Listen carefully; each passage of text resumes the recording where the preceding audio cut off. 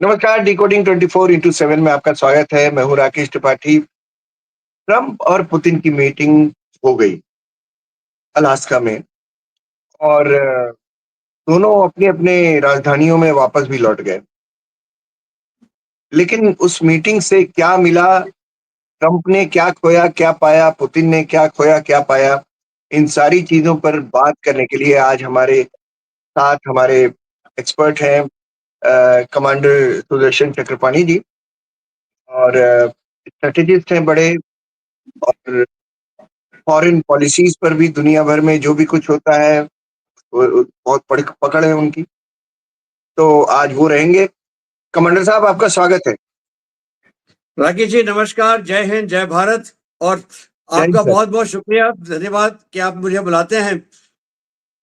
चलिए पुतिन और ट्रंप बात करते हैं। हमारी खुशनसीबी है सर कि दुनिया की जटिलतम जो लड़ाइयाँ हैं, जटिलतम समझौते हैं, वो क्यों हुए, क्यों नहीं हुए, ये सब हम आपसे बहुत आसानी से, बहुत एकदम किसी प्रोफ़ेसर की तरह आप समझाते हैं हमारे दर्शकों को और लोग समझते भी हैं। कम से कम मैं तो समझता हूँ। तो मुझे लगता है दर्शक भी समझते होंगे। तो ये हमारी खुशनसीबी है। आज जो हम पहला सवाल हमारा निकल रहा है सर वो ये है कि ढाई घंटे की मुलाकात जिसमें दोनों देशों के ट्रांसलेटर भी थे। तो एक्चुअल मुलाकात, एक्चुअल बातचीत कितने मिनट की रही होगी और उसमें क्या निकला? दोनों वापस लौट चुके हैं। क्या वादा किया अंदर कुछ पता नहीं। आपकी थोड़ा-सा रोशनी डालिए इस पर। राकेश जी 2.5 घंटे की मुलाकात, मोटा मोटा मान लीजिए 40% की एक्चुअल बात, बाकी तो ट्रांसलेशन में रिपीटिशन में वो सब निकल जाता है। ठीक जी, है। जी, 12 मिनट की प्रेस कॉन्फ्रेंस, जी, 12 मिनट में 9 मिनट पुतिन बोले।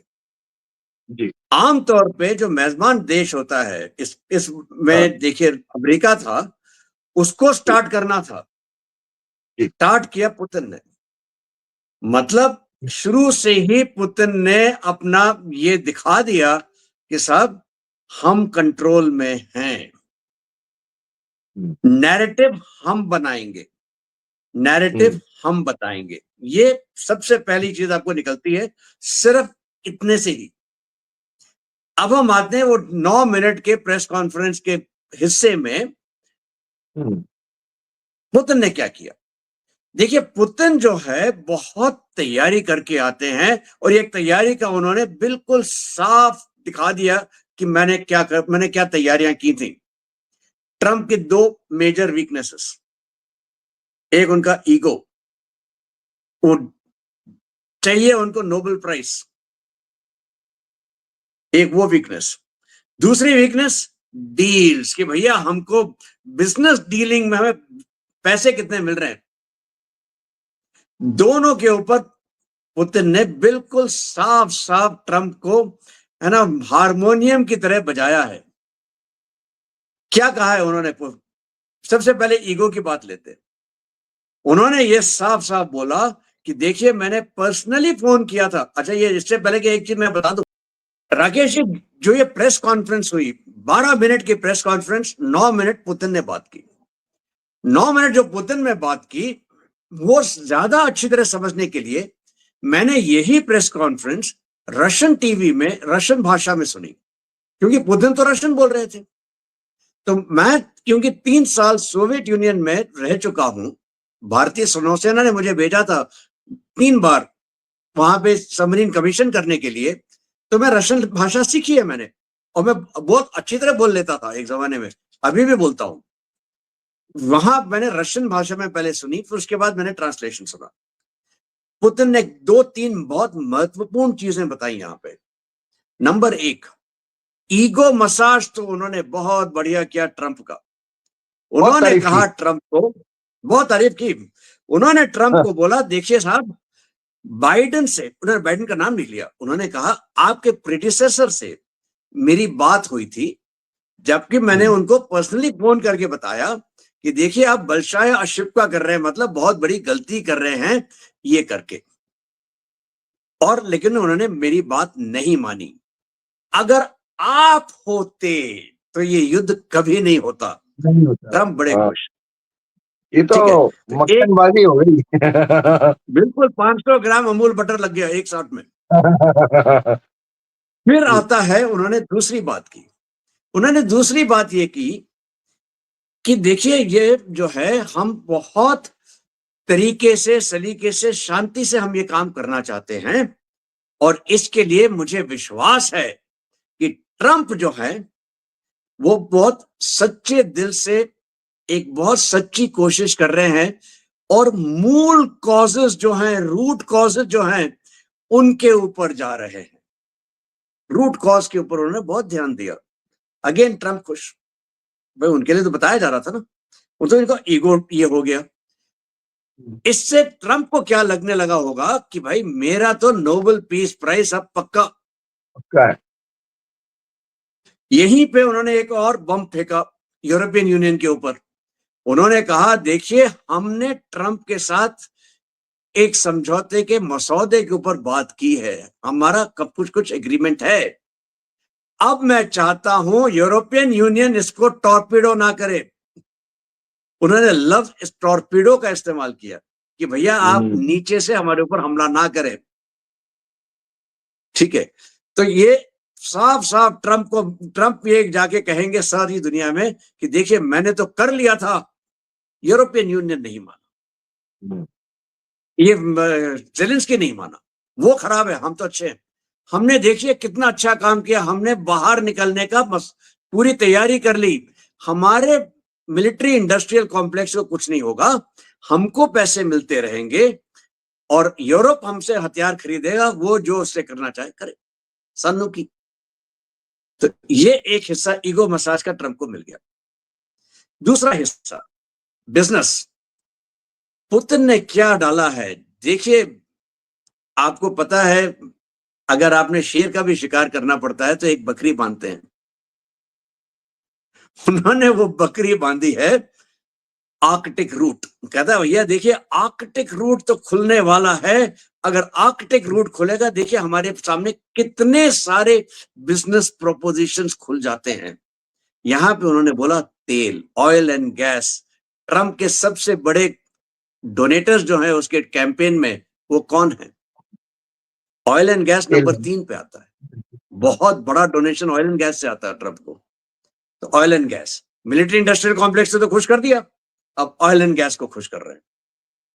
ठीक है, फिर उन्होंने बोला देखिए रेयर अर्थ, मिनरल्स, और ट्रंप एक बिल्कुल एक ही निगाह से दौड़ रहे हैं rare earth, rare earth, rare earth, rare earth. इसीलिए तो वो चाइना पे कुछ कर नहीं पा रहे हैं, क्योंकि रेयर अर्थ मिल नहीं रहे। उनको लगा यूक्रेन से हम सब कुछ निचोड़ लेंगे, काफी हद तक निचोड़ लिया। यूक्रेन की सारी उपजाऊ जमीन जो है वो मॉन्सेंटो और उनके बाकी जो कार्लाइल वगैरह ने खरीद ली है। जो यूक्रेन में रेयर अर्थ की बात करते हैं वो कहाँ है? उसी एरिया में है जो रशिया के कब्जे में है। अगेन यूक्रेन से कुछ और निचोड़ा नहीं जा सकता। रेयर अर्थ के लिए उन्होंने एक बकरी बांध दी खूंटे पे कि भैया ट्रंप महाराज आएंगे, रेयर अर्थ की बकरी पे आएंगे, तो उन्होंने वो भी दिखा दिया। तो उन्होंने इस तरह से बिल्कुल साफ साफ दिखा दिया कि उन्होंने ट्रंप के लिए पूरी तैयारी की है। इसके साथ जो है पुतिन ने दो बहुत अहम चीजें कही। सबसे बड़ी अहम चीज जो उन्होंने कही थी वो उन्होंने फोकस किया अमेरिका और रशिया के हिस्टोरिकल कनेक्ट के लिए। ये मत भूलिए सर्गेई लावरोव जब अलास्का लैंड किए थे तो उन्होंने एक टी शर्ट पहनी थी सफेद रंग की। उस सफेद रंग की टी शर्ट के ऊपर लिखा था CCCP। एक्चुअली वो रशियन में लिखा गया है union of Soviet socialist Republic, USSR, SSSR, that is what लिखा था वहां पे। कनेक्ट बता रहे हैं देखिए, हम पुतिन का एक सपना यह है कि हम रशिया को पुराने सोवियत यूनियन की तरह महान कर दें। सर्गेई लावरोव पहन के आए थे वो चीज। दूसरी चीज उन्होंने ये कही थी कि हमारी जो है हिस्टोरिकली देखिए अमेरिका के साथ कितने कनेक्ट हैं। हमारे योद्धा रशियन पायलट्स और अमेरिकन पायलट्स अलास्का से बेरिंग स्ट्रेट्स के ऊपर से एयर ब्रिज बनाया था उन्होंने। 14 है ना वहां पे कब्र है रशियन पायलट्स की एंकरेज में। वहां जाके पुतिन ने फूल चढ़ाए। ठीक है। और उन्होंने ये भी बताया कि पुतिन ने यह भी बताया कि रशिया के अंदर अमेरिकन पायलट्स के भी एक मेमोरियल बना है और वो उस मेमोरियल पे जाके अभी आ रहे हैं ताकि वो अपनी श्रद्धांजलि उन सबको दे पाए। क्या बात। उन्होंने तो बिल्कुल जाल बिछा के रखा हुआ था। ठीक है। तीसरा बात क्या, प्रेस कॉन्फ्रेंस में नहीं आई ये बात।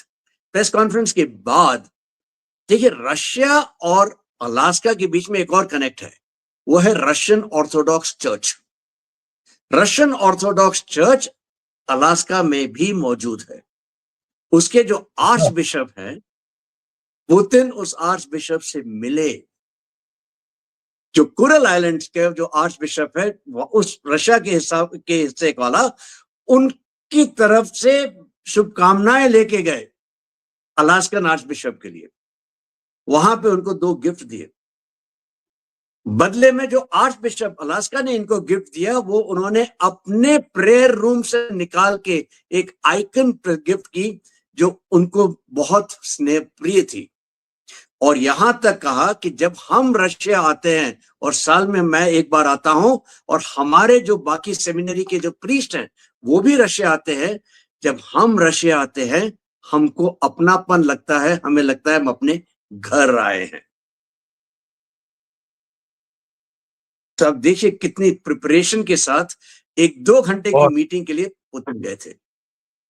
और आपको उसके याद होगा विपरीत कि आपको याद होगा कमांडर साहब, ट्रंप कह रहे थे कि मैं तो पहले ही 5 मिनट में उठ जाऊंगा, मुझे पता चल जाएगा, और वो तो 2.5 घंटे बैठे रहे। Correct correct. ठीक है। उनको तो उन्होंने कहा था 2 मिनट में मैं उठ जाता हूं, मुझे मालूम पड़ जाएगा कुछ हो रहा है कि नहीं हो रहा है। अब तो जाके कहेंगे कि हाँ देखो मुझे तो मालूम था कि कुछ ना कुछ होने वाला है, और देखो मैंने क्या लेके आ गया हूं। मैं लेके आ गया हूं शांति। मैं लेके आ गया हूं एक प्रपोजल जो ज़ेलेंस्की अब मान लें तो शांति हो जाएगी।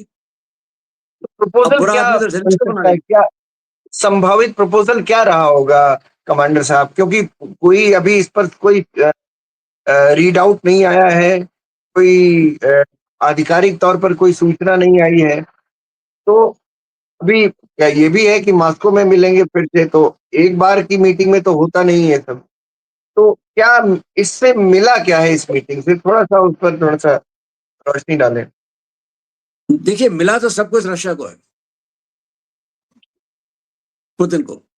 पुतिन ने शुरू से हमेशा कहा है, 2 साल पहले का भी अगर आप उनका देखें तो उन्होंने क्या कहा था। उन्होंने कहा था मिन्स्क मसौदा जो हुआ था हमारे बीच में उसको पूरी तरह से लागू किया जाए। मिन्स्क मसौदे में क्या था? मिन्स्क मसौदे में यह था कि नेटो की तरफ यूक्रेन नहीं जाएगा, क्राइमिया रशिया के पास रहेगा, और वो जो 4 प्रोविंस हैं, ज़पोरोसिया, लुहांस्क, डॉनबास्क और खेरसन, ये 4 प्रोविंसेस जो हैं, ये इनको ऑटोनॉमी दी जाएगी। यहां पे एक रेफरेंडम होगा और यहां पे ये लोग अपनी तरफ से अपना काम खुद करेंगे। ये मिन्स्क सौदा कभी पूरा लागू हुआ ही नहीं। क्यों नहीं हुआ? क्योंकि यूक्रेन ने नहीं किया। ठीक है। पुतिन तो हमेशा यही कहते आए हैं, आज भी यही कह रहे हैं, जो हमने अब जमीन ले ली ये हम नहीं देंगे, हम क्राइमिया नहीं देंगे, हम यूक्रेन को नेटो का हिस्सा नहीं मानेंगे, नहीं बनने देंगे। चाहे यूरोपियन यूनियन में जाना चाहे, मैं कोई इतराज नहीं है, लेकिन नेटो में नहीं जाएगा। नेटो अपना जो पूर्वी दिशा में बढ़त करने की कोशिश कर रहा है वो अब बंद कर दे, और मेरे ऊपर जो सैंक्शंस लगे हैं ये हटा दिया जाए। ये है मसौदा, यही होगा मसौदा फाइनली। सर एक चीज पूछना था, क्रीमिया का स्ट्रेटेजिक सिग्निफिकेंस क्या है? रशिया क्यों कहता है कि हम उसे नहीं छोड़ेंगे? देखिए ब्लैक सी जो है एक इंटरनल अंदर ही समुद्र है, उसके पास मेडिटेरेनियन में एक ही रास्ता है जो टर्की से निकलता है। ठीक है। अब ब्लैक सी का जो एक टाइम पे है ना ये पैक्ट साइन किया गया था, जिसमें टर्की को एक तरह से इंडिपेंडेंस दी थी कि आप स्ट्रेट्स ऑफ बॉस्फोरस को कंट्रोल कर सकते हैं, लेकिन आपको आप जो भी उस एरिया में ब्लैक सी में जो देश हैं उनको आप रोक नहीं सकते। अब रशिया का अगर आप नक्शा देखेंगे तो आपको दिखाई देगा कि रशिया के पास कोई भी ऐसा बंदरगाह नहीं है जो सर्दी में खुला रहता है, चाहे वो बाल्टिक सी में हो, चाहे वो आर्कटिक में हो, चाहे वो ईस्ट में आके व्लादिवोस्टॉक के आसपास का हो।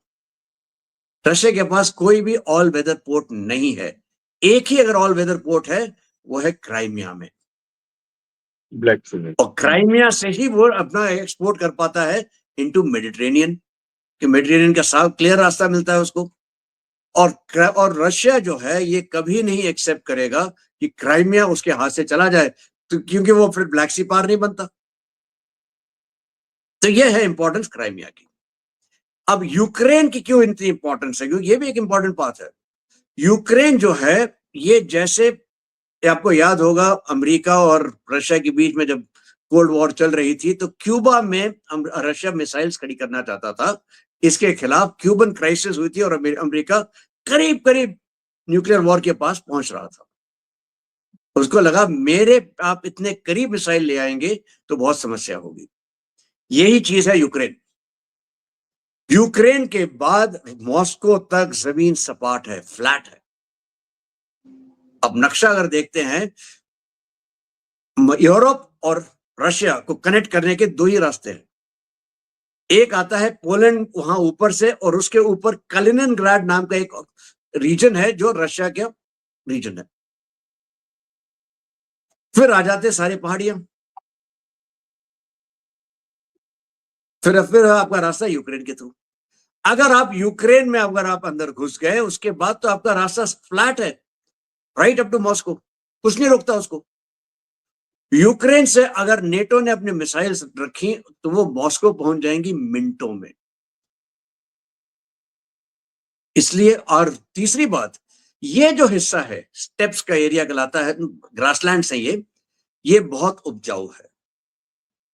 ये ब्रेड बास्केट है रशिया की, ये ब्रेड बास्केट है यूक्रेन की, और ये ब्रेड बास्केट है इन ए वे विश्व के कई सारे देशों की।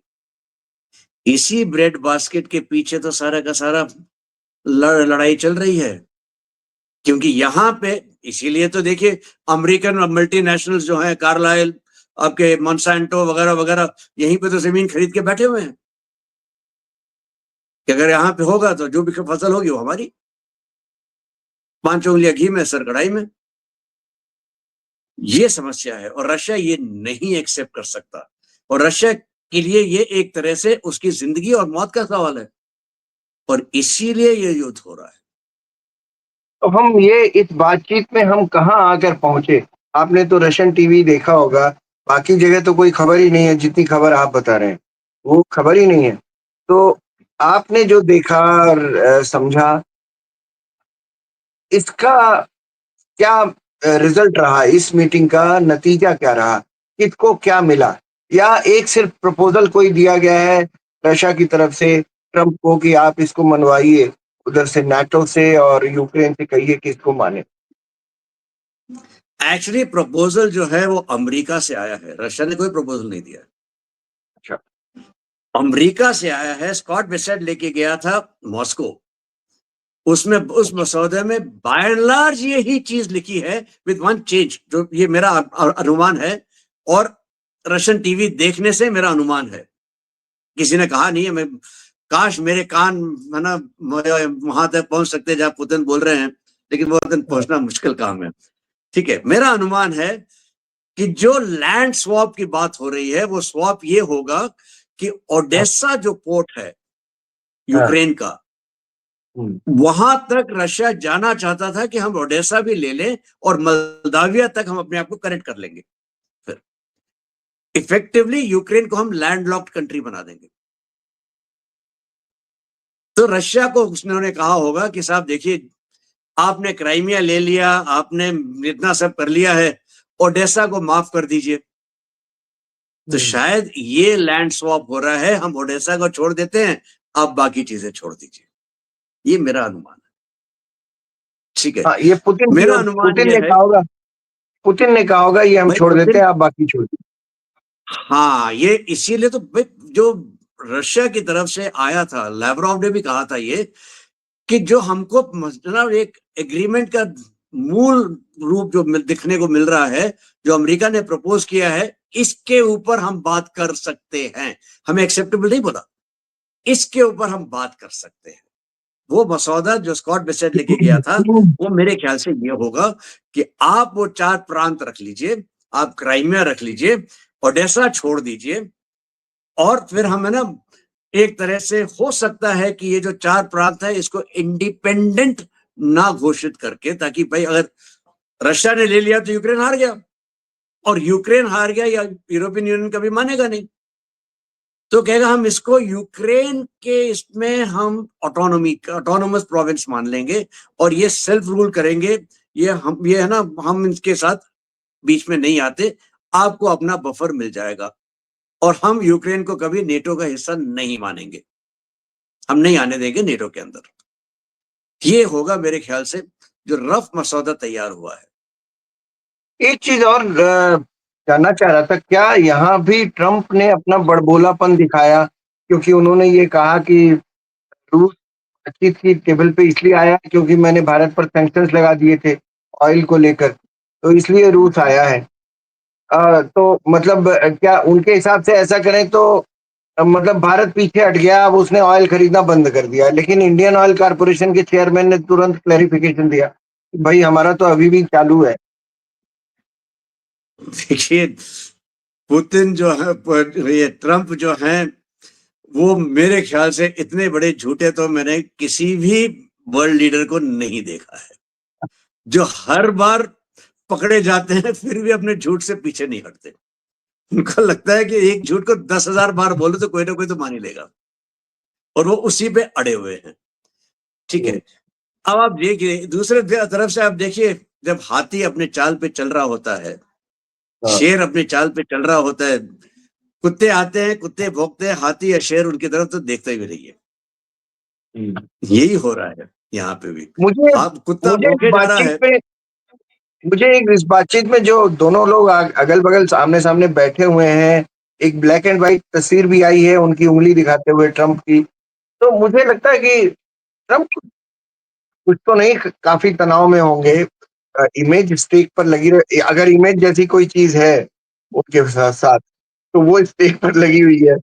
मतलब यूएस के प्रेसिडेंट का पद जो है वो तो स्टेक पर, उसकी गरिमा तो स्टेक पर है ही।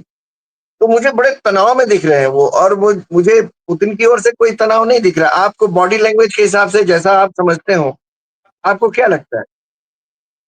आप बिल्कुल सही है भाई, ट्रंप तनाव में है, वो डेस्परेट है, भैया हमें एक लाइफलाइन दे दीजिए। हाँ।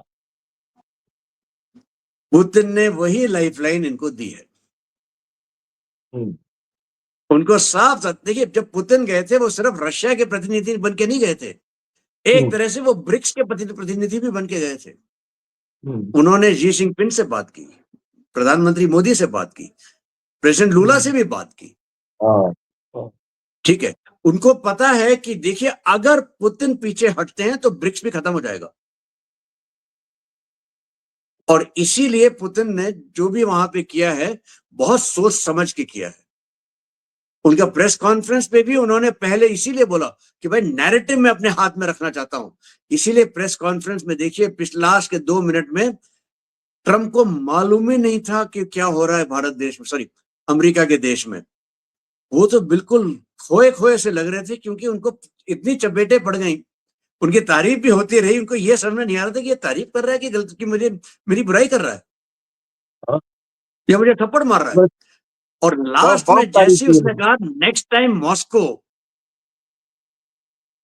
ट्रंप का देखिएगा चेहरा, वो बॉडी लैंग्वेज आपको साफ दिखाई देती है, ऐसा लग रहा था कि पता नहीं ना, उनको लग रहा होगा कि माता धरती यहाँ फट क्यों नहीं जाती, हम नीचे क्यों ना चले जाए।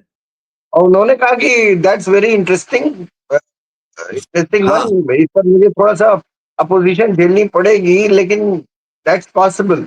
हो सकता है। हाँ, वो कह के ऐसा कहा। उसके बाद फटाफट प्रेस कॉन्फ्रेंस बंद की और भागे। कहते भैया सवाल भी हम नहीं लेने वाले। और पुतिन ने तो खैर बहुत, मुझे भी बहुत अचंभित किया।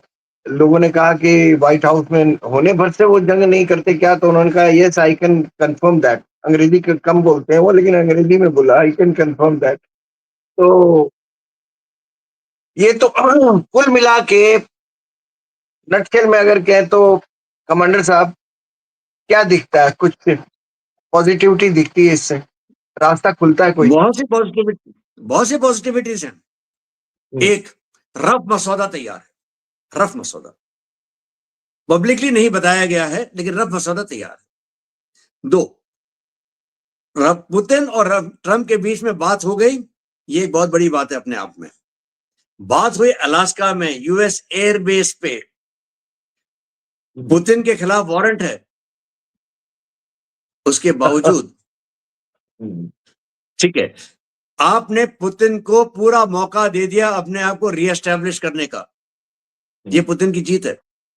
पुतिन ने आपको, मतलब ट्रंप को, एक लाइफलाइन दे दी, एक नैरेटिव दे दिया जो जाके अभी अच्छे से बेचेंगे और बोलेंगे देखिए मैंने सुलह की के लिए जो है लीडरशिप दिखाई, मैंने अपने आदमी भेजे, ये सब हमने कर लिया, खट खट खट मैंने कर दिया, नोबेल प्राइज का मेरा रास्ता खुल गया।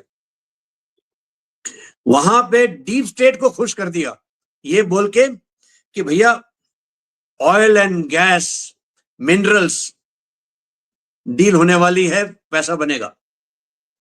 मिलिट्री इंडस्ट्रियल कॉम्प्लेक्स को खुश कर दिया, चिंता मत करिए, आपको हथियार के ऑर्डर मिलते रहेंगे। और आपने अपने लिए जो है, अपने देशवासियों को बताने के लिए दिखा दिया कि भाई मैं ट्रंप को उंगली दिखा रहा था, एक photo, black and white photo में उंगली दिखा रहा था अपने आप को, भाई स्ट्रॉन्ग मैन ट्रंप, और मैं अपना नैरेटिव बेच रहा हूं, देखो इंडिया को मैंने कसा तो कैसा ट्रंप भागता हुआ मेरे पास आ गया।